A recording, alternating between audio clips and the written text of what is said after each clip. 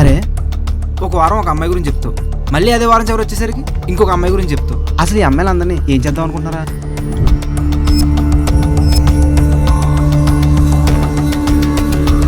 ఇందులో నా మిస్టేక్ ఏం లేదురా బ్రో. నాకెందుకు బ్రో సిగ్గు? అమ్మాయిలకు కావాల్సింది కూడా అదే. ఒక డౌట్ బ్రో, ఎప్పుడైనా దాన్ని దెబ్బేసావా? అన్నీ పెళ్ళయ్యాక అనుకున్నాను బ్రో.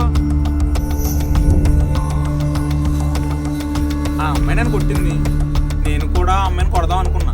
But it's private. పవిత్రనా? వీరి తగ్గట్టే చాలా పవిత్రంగా ఉంది గుంట. ఇదేంట్రా బాబు, నాకన్నా వర్షం ఉందా? నిజంగానే పక్కా వర్షం బాబు. నువ్వు మరీ వర్షం అంటగా.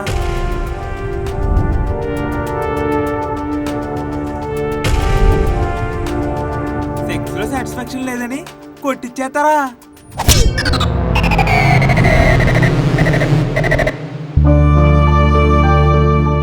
అర్థమవుతుంది, మనిషి పుట్టుగా మంచిగానే మొదలవుతున్నారు, కానీ ఎదిగే క్రమంలోనే చెడు ఎదురవుతుంది. కొంచెం అర్థమయ్యేలా చెప్పరా. ఇదేంటండి మరి ఎంత ఓపెన్ గా చెప్తున్నారు?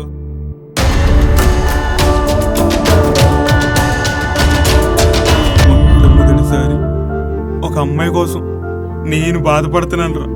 ఏంటి ఇంకా ప్రేమిస్తున్నావు నన్ను? నువ్వు నిజంగా నిజాయితీగా నన్ను లవ్ చేస్తున్నావా? ప్రేమించాక పనులన్నీ అయిపోయాక తెలిసి వచ్చిందా అసలు ఎవరు నువ్వు?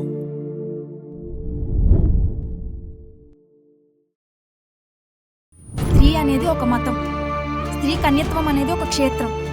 అది తప్పుగా చూస్తే బూతులా అనిపిస్తుంది, కానీ ఒక మనిషిలా చూసుంటే బాగుండేమోరా. మోసాలను తట్టుకోలేకపోయింది. అయినా మగవాళ్ళంగా ఇంత ఎక్స్ట్రా ఉంటే ఎక్స్ట్రా లేక నా కొడుకులకి ఆడదాని ఛాతీ కనపడుతుంది, కానీ ఛాతీ కనకుండా మనసేం కనపడుతుందిరా చెప్పు.